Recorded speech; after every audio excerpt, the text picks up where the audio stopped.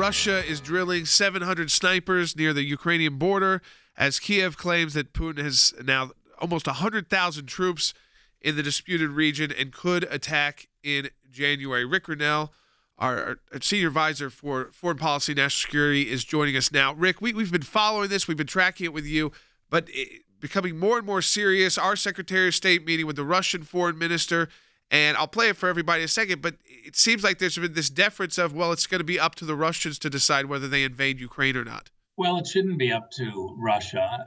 Certainly, we've seen the weakness of NATO and the inability of NATO to kind of respond to the Russian threats. And this is a growing threat. Remember, the Russians now are feeling very emboldened after being given a pipeline by Joe Biden.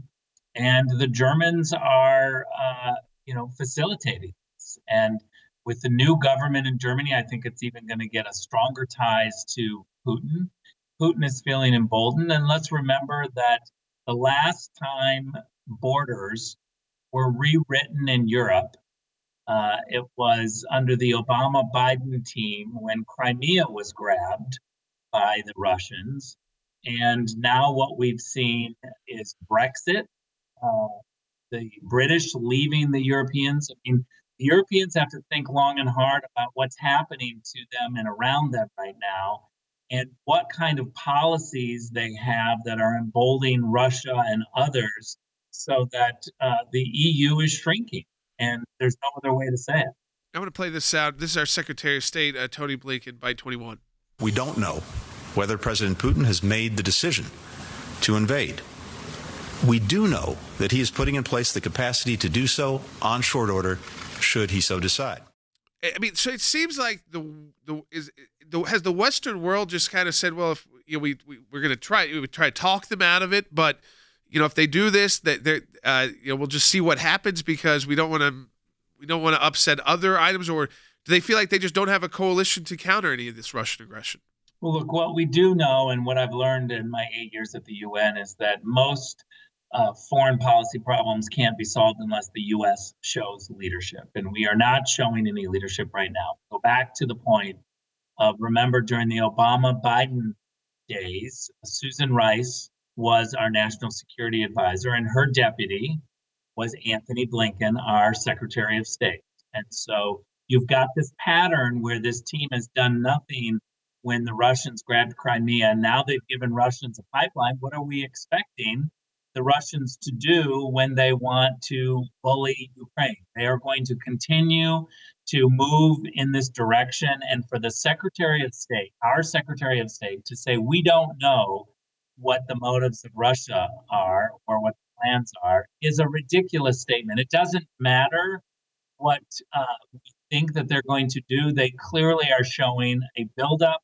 They've got the history, and now we are showing weakness, which embolden them further. So I would say this is a big moment for Congress to step in and say to the administration, get tough, get focused, because you're failing us right now. Yeah, I was going to ask you the next question, which is that, if this was happening under administration you were advising, and again, that we see this action. A lot of it is the tone you take with the world and how you conduct yourself as a country, and the response. And so, Afghanistan has been looked at as one of the issues, that the way the U.S. kind of withdrew there, and hands up in the air, and just kind of left, was encouraging to actors like Putin to take more aggressive steps. And the last time they took these kind of aggressive steps was under, like you said, similar actors, same administration. But if you were advising administration right now, what could the U.S. do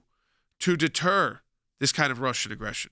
Well, first of all, we would have started months ago, because like Afghanistan and like Ukraine, when you don't have leadership, you find yourself in very terrible corners, and you have limited options. And every single day that goes by, we're creating even more limited options. So it's really unfair to kind of say, what would you do now? Because we wouldn't be in this particular situation. We wouldn't have allowed it to get to this point. What I would say is that the Biden team needs to wake up, and they need to recognize that this whole consensus idea that they're building with the Europeans is not working. They tried consensus with the Europeans on the Iran issue. They're trying it on the Balkans issue. They're trying to do it with Nord Stream 2. And they need to understand that they miscalculated the Russians from the beginning. The same team has miscalculated now. And so they're going to find themselves in a situation where once again borders are rewritten in Europe if they don't change their policy. They've got to completely change the way that they're dealing with Russia and with the Europeans. I wanted to ask you about this, and going back to a domestic issue, because you live in California, you talk about a lot through your social media.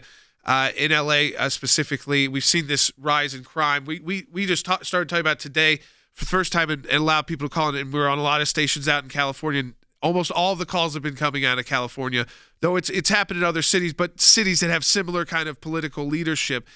How real is this problem for just the average person who's living in LA when these smash and grabs are going on? It's a very big problem. It's a real problem. And we have, Hollywood stars like Seth Rogen who are really giving aid and comfort to these criminals. He's saying things like, well, it's a part of life. You're going to have these moments. You're going to have carjackings and cars that are stolen. And really what Hollywood is trying to convince us is that we should just deal with it, that we should allow it to happen and not be so dramatic about a car theft or burglar actions. And what I would say to the Hollywood types and all of the partisans in California that control our state, we have one political party controls the whole state, is that you can't expect to push sanctuary city policies where you allow federal law, state law to go unchallenged and unenforced.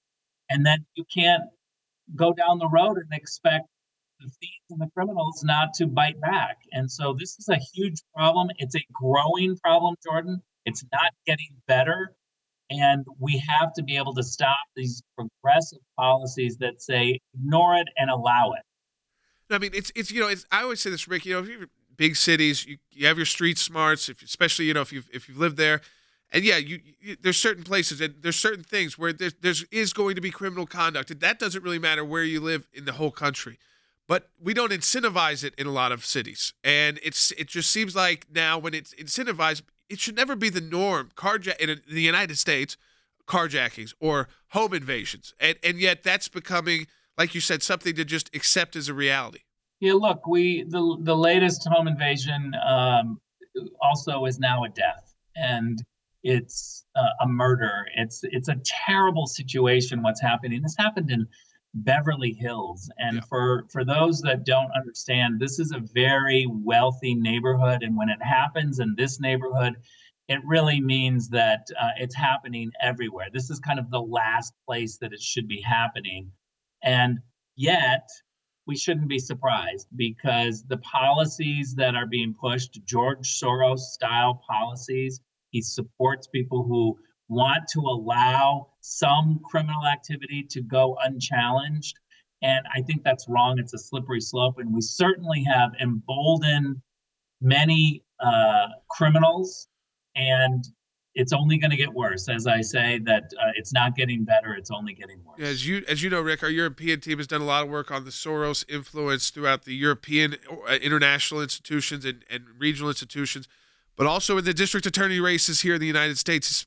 His groups and affiliated organizations spent millions of dollars electing these far left district attorneys. And as Rick's point, this idea of a little bit of anarchy is something you have to live with in a democratic republic like the United States of America. Rick, as always, we appreciate you keeping us updated on what's happening around the world and what's happening in our own backyards as well.